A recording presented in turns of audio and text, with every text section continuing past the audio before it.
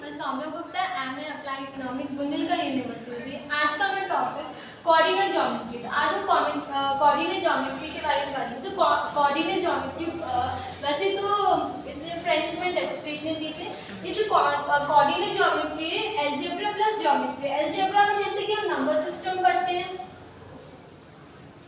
Number system या number line, और geometry हम सर्किल स्ट्रेट लाइन वगैरह जो पढ़ते हैं उसका कॉम्बिनेशन है कोऑर्डिनेट ज्योमेट्री। ठीक है, इट इज अलजेब्रिक एप्लीकेशन। ठीक है, इसमें क्या होता है, इसमें दो एक इधर एक्सिस होता है, एक वाई एक्सिस या 0 1 2 3 या -1 -2 -3।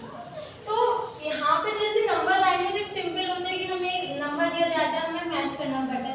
पर जो कोऑर्डिनेट ज्योमेट्री होता है उसमें होता है ऑर्डर पेयर। ये जो ऑर्डर पेयर मतलब होता है एक्स वाई यानी इसमें क्वांटिटिव वैल्यू होती है, क्वांटिटिव रिप्रेजेंटेशन होता है। रिप्रेजेंटेशन कैसे, जैसे फॉर एग्जांपल x की वैल्यू 3 है, y की वैल्यू 5 है। ऐसे तो हम लगा सकते हैं, पर आप जैसे कि देख सकते हैं कि इस तरफ पॉजिटिव है x की वैल्यू, इस तरफ नेगेटिव है। तो हमें इस क्वांटिटिव या ऑर्डर पेयर को करने के लिए एक परपेंडिकुलर जब हम लाइन खींचते हैं, इस 0 0, इस परपेंडिकुलर यानी इस पूरे को हम एक कोऑर्डिनेट ज्योमेट्री के जरिए समझ सकते हैं। जैसे कि हमें यहाँ पे इस रिप्रेजेंटेशन को एक ग्राफ के जरिए बनाना है, या इकोनॉमिक्स में बहुत सारे कर्व्स होते हैं, बहुत सारे कर्व्स होते हैं, मार्जिनल कर्व होते हैं। तो हम उनको समझाएंगे कि हमारी वैल्यू नेगेटिव आई है तो हम नेगेटिव को यहाँ रिप्रेजेंट कर सकते हैं, किस तरीके से हमारा ग्राफ इधर बन रहा है, सर्किल बन रहा है, एक स्ट्रेट लाइन बन रहा है।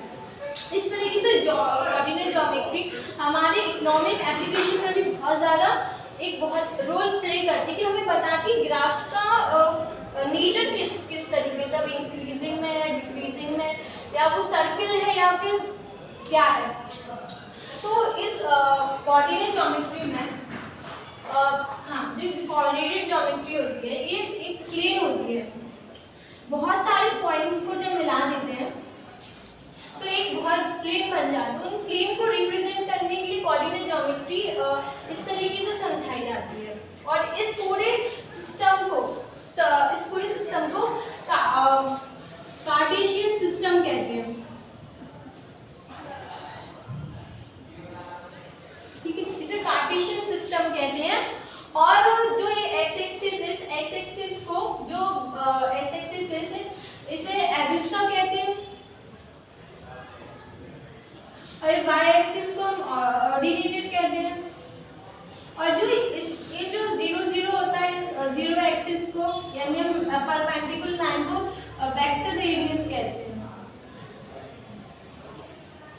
ठीक है, इस तरीके से कोऑर्डिनेट ज्योमेट्री हमारी इकोनॉमिक एप्लीकेशन में बहुत जरूरी है। हम पता लगा सकते हैं कि कर्व का नेचर किस तरीके से अलजेब्रा और ज्योमेट्री का पेयर बनाते हैं। ठीक है, इसके बाद हम समझेंगे कि इसमें जो ये होता है प्लेन, इसमें क्वाड्रेंट्स होते हैं। ये क्वाड्रेंट्स क्या होते हैं, जैसे कि कोई पेपर है, हम एक पेपर को दो तरीके से डिवाइड कर देंगे तो ये 1 होगा, इसका ये दूसरा सेकंड होगा।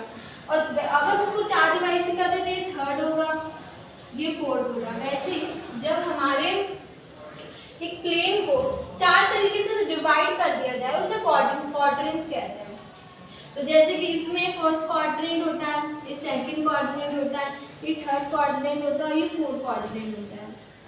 ये जो फर्स्ट क्वाड्रेंट होते हैं इसमें सारे नंबर पॉजिटिव होते हैं, इसमें एक्स वाई की वैल्यू पॉजिटिव होती है। और ये सेकंड होता है उसमें एक्स की वैल्यू नेगेटिव होती है, वाई की पॉजिटिव होती है। जो 3rd होता है इसमें दोनों की वैल्यू एक्स वाई की नेगेटिव होती है। और इसमें 4th वाले में इसमें x की वैल्यू पॉजिटिव होती है और y की नेगेटिव। इस तरीके से कोऑर्डिनेट की हेल्प से भी हम कोऑर्डिनेट ज्योमेट्री तो बेसिक जैसे कि इसमें बताया था, ये ट्रिग्नोमेट्री में बहुत यूज होती है ताकि हम अपने ट्रिग्नोमेट्री के सवाल बहुत अच्छे से निकाल सकें। अब हम बात करते हैं इसमें जो कोऑर्डिनेट ज्योमेट्री होती है, अगर हमारे पास कोई लाइन है तो हम लाइन से हमें कोई ग्राफ से लाइन मिली तो हम उसके डिस्टेंस कैसे कैलकुलेट करें। तो उसके डिस्टेंस कैलकुलेट करने के लिए एक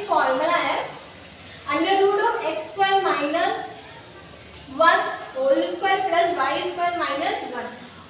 इसका डिस्टेंस कैलकुलेट करने का फॉर्मूला, अगर हमें इसका एक जिस ग्राफ में से हमें एक लाइन दी गई है और इस ग्राफ में से हमें सिर्फ इसका बीच का मेन पॉइंट निकालना हो, तो जैसे कि ये x है और ये y है, ये a है और 3 2, यानी इसका हमें रेशियो निकालना है एक लाइन का। तो हम ऐसे निकालेंगे इस लाइन का रेशियो, इस लाइन का रेशियो निकलेगा x m n plus m n2 plus n plus n2। इसका इस तरीके से रेशियो निकलेगा एक लाइन का। इस तरीके से हम रेशियो निकाल सकते हैं, किसी भी ग्राफ में से डिस्टेंस निकाल सकते हैं, एक इसके डिस्टेंस में से इसका रेशियो निकाल सकते हैं कि इसका रेशियो कितना आ रहा है। इस तरीके से जो कोऑर्डिनेट ज्योमेट्री है वो ट्रिग्नोमेट्री के सवाल भी हम उससे कर सकते हैं, उसके साथ साथ इसमें इकोनॉमिक एप्लीकेशन भी हम यूज़ कर सकते हैं। और साथ ही साथ हम आगे देख सकते हैं कि हमारा जो ग्राफ है वो किस तरीके से मूव कर रहा है, वो पॉजिटिव है, नेगेटिव है, डाउनवर्ड स्लोपिंग है।